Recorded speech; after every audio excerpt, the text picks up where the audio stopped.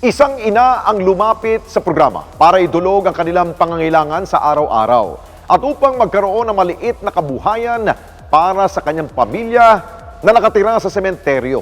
Ang kanilang sitwasyon, agad po nating nirespondihan. Magandang tanghali po. Tapos Milagros Garapo nakatira sa Alondra Marana Albers, Cavite. May apat na anak po nag-aaral po. Isa po ay may sisok siya. Ito po ay may panutulong para po magkaroon po kami ng sarili po sa paglalakbo po ng balat sa bahay po. Ay matulungan po kami.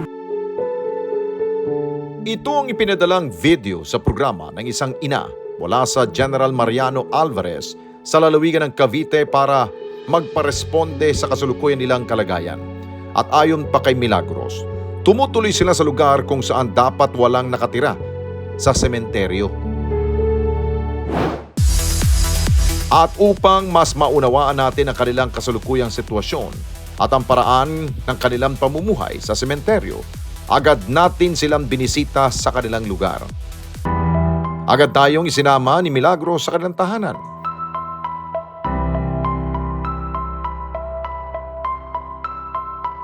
Ikinwento niya sa atin kung bakit niya naisipan na lumapit sa ating programa. Para po humingi po ng tulong po. Para sa pang sarili po ng po sa paglalako ng balot. Nakita ko lang po sa Facebook. Sa kaibigan ko din sa yung mga humingi din ng tulong din. Nung ko lang po nakita, nag-message ko kay ma'am. Dagdag pa niya, pagtitinda ng balot ang kanilang pangunahin pinagkakitaan. Nagtitinda po ako ng balot sa gabi. Yung asawa ko doon po sa cemetery po nagtatrabaho. Nag-ukay po siya ng naglilibingan po ng patay doon. Kay mama, tinitinda ko po yung kanya kasi wala pa akong puhunan doon. Nangutang lang din si mama ng puhunan. Tinitinda ko po sa gabi. Hindi ako nagtitinda kasi may rayuma kasi si mami. Hindi nakapagtinda. Kaya ako nagtitinda sa gabi. Kasama ko yung dalawang anak ko magtinda. Wala po kayong pahinga. Papahinga lang kami pag hindi ko na kaya. Pag sobrang init. Sa gabi mainit din. Ang kanilang kita sa kanilang pagtitinda, hindi pare-pareho. Okay naman po yung misa matumal nga lang po. Sa bahay-bahay. Alas 4 na pa kami ng umaga nakakauwi. Natyaga na maubos para bukas may paninda ulit. Minsan po naman po. Kaubos kasi minsan may pagkakataon na matumal ng tao. Iniinit na lang namin, sinitinda ulit namin sa gabi. Yung nga lang wala natitira kasi na pupunta lang sa hulog. So, di ba hiniram lang puhunan? Pupunta din, pagod lang kami sa gabi. Ito yung Sabado, 3 tray.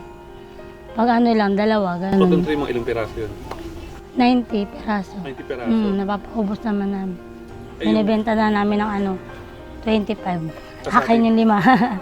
Tapos binibigyan niya pa ako ng 100. Kaya ngayon, binabawi ng mga anak ko. Bagamat may trabaho ang kanyang asawa, ay hindi pa rin ito sapat sa kanilang pang-araw-araw na gastusin. Bali-bali lang sila doon. Minsan 250, 300, 150. Minsan gabi pa nga nakakauwi, alas 12 na ng gabi, nagbubuhos sila. Sila na lang ang tao doon. Pinsan ko, nag-ukay sila. Tapos pagkatas ng ukay, buhos. Lalo na pag malapit na yung libing, sila doon mabilisan. Pero ang nila doon, 1.5 ate sila, 2 sila. Kasi ang pagbayad nun, pag nandyan na yung libing, ayun, nag-extra lang siya doon. Yung minsan may nagkapaalaga, binibigyan din siya ng 150, ganyan, 200. Tinatanaman niya ng Bermuda. At dahil kasama niya minsan ang kanyang mga anak sa kanyang pagtitinda, hindi maiwasan na may masabing hindi maganda sa kanya ang mga tao. 10, saka yung 8 years old. Babae lalaki. Hindi naman po kami pinapagalitan. Lang daw. Mag-ingat lang daw kami. Pag nakikita kami ng pulis. Pwede naman daw. Kasi meron nga daw po dun mga namamalim. Nahayaan ng magulang. Kami nagtitinda naman daw po kami. Ingatan ko lang daw po yung mga anak. Habang nagtitinda. Kasi minsan may mga doon na customer na sa bahay minsan daw. Babae pa naman yung isa. Wala namang ina na gusto na naghihirap yung anak mo sa pagtitinda. Minsan hindi ko na nga sinasama Kasi yung iba nga, iba rin yung iniisip. Bata pa, na, trabaho na. Sabi ko, hindi naman namin kagastuhan yun. Wala namang ina na gustong maghirap yung anak. Dagdag pa sa kanilang pinag-aalala ang kondisyon ng kanyang bunsong anak. Yung bumubula yung bibig niya, nangingisay. Bigla na lang siya naninigas. Ano yung sinabihan na ng doktor, hanggang 28 days lang siya. Kasi nangingitim talaga yung simula ng baby. Nagaganon yung kamay niyo. Ayun, pabalik-balik lang kami sa doktor. Magulgul na ako kasi, sabi ko, nilalaban ko pa ngayon anak ko, sabi na 28 days na lang daw. Pero ngayon naman po, lumaban naman po. Sa kabila ng maliit na kinikita, nakapagpatayo siya ng maliit na bahay na kanilang matitirhan. Ano yan? Sa pagtitinda ko yan. Sa pagtitinda mo ng Oo, balot? nipon ko. May mag-asawa, tapos yung semento, doon yung tira.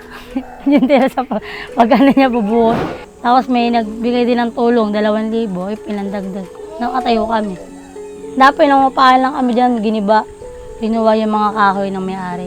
Kaya sabi, magtayo na lang daw kami ng bahay namin maliit. Wala nga na CR. CR namin dito, pang CR na lahat. May magbibigay nga sana sa amin ng bahay, kaso wala kami lupa. Foundation. Tutulungan sana kayo magkaroon ng bahay kasi nakita nga yung sitwasyon namin. Malapit kami sa sementeryo. At ayon pa kay Milagros, nanganganib na rin silang mapaalis sa sementeryo na kanilang tinitirhan. Dito na ako pinanganak. 1994 pa. Doon ako. Kaso na to, demolish. Hindi namin alam kung saan pupulutin. At matapos na marinig ang kwento ni Milagros, oras na para rumisponde. Ang hiling niyang puhunan sa kanyang gustong negosyo, sagot na natin. Samahan niyo kami pagpunta sa bibilan niyo ng mga paninda niyo para makabili tayo ng mga ititulad niyo for mga sunod na araw. Tara!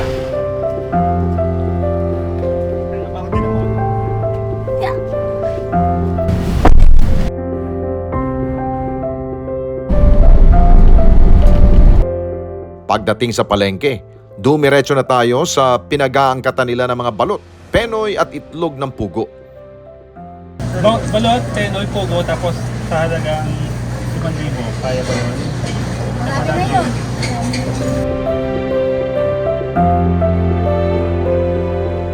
At habang hinahanda mga itlog, namili muna tayo ng mga karagdagan nilang mga paninda tulad ng mani at chicharon.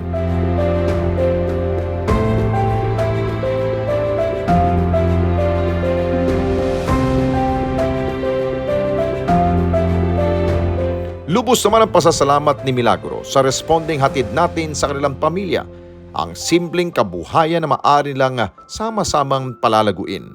Salamat po ako sa Responde Net 25 kasi isa po ako sa napiling mabigyan ng tulong po nila. Malaking bagay po ito sa amin. Maraming salamat po. Magandang buhay para sa pamilya, ito ang pangarap ng kahit sinong ina para sa kanyang sariling pamilya. Sa kabila yan na matinding hamon sa buhay, kaya ginagawa nila ang lahat upang makamit ito. Katulad na lamang ni Milagros na hindi hinahayaan ang kahirapan maging ang kanilang sitwasyon sa pananatili sa sementeryo upang mawala ng pag-asa. Bagkus ito ang kanyang naging inspirasyon para patuloy na mangarap, magsikap at magpursige para sa kanilang pamilya.